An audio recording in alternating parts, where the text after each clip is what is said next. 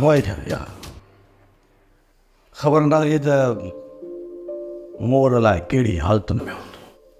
काका वसाया मूंखों न वॾी ग़लती थी वई। मां जेकर मोर खे हेॾे वठी अचां। हा जेकॾहिं मोर हिते अचे हा त असांजी जॻह बि ॾिसी वञे हा, ई पंहिंजे जॻह जो बि पतो ॾेई वञे हा।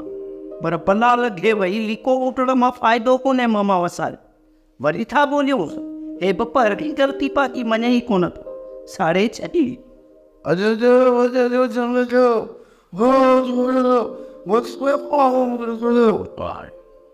ॻाल्हि सही थो चई।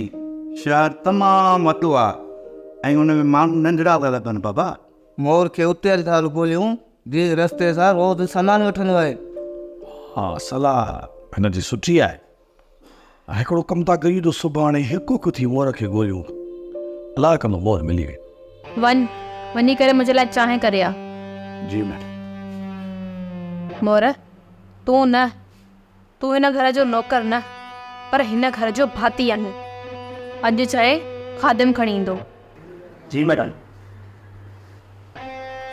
सोतर रिश्ता रत सां न आहिनि जुड़ंदा पर खुलूस प्यार मोहब्बत सां जुड़ंदा आहिनि।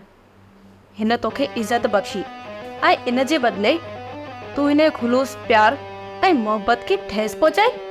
तूं सभिनीनि जे साम्हूं हिन वीचारे जी बेइज़ती कई ऐं पोइ बि हिन तोखां माफ़ी वरिती जॾहिं त हिन जी का बि ग़लती न हुई। मञियोसीं त ही ग़रीब आहिनि त छा हिननि जी इज़त नाहे?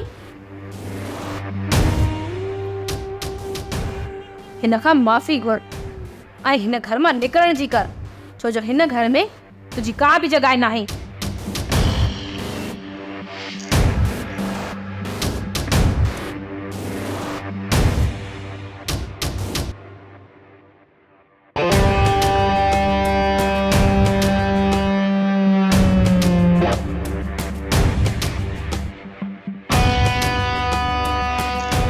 अमाऊ तुंहिंजो सौट हो ऐं तोखे अहिड़ो बर्ताव न करणु घुरिजे हा। पप्पा बाक़ी हुन जेको कयो छा इहो हुनखे सूंहे पियो? मूंखे त लॻे थो हुन इहा चमाट मोर खे न पर पप्पा मां तव्हांजी धीउ आहियां। मां कंहिं ग़रीब ते कीअं थी ज़ुल्म बर्दाश्त करे सघां?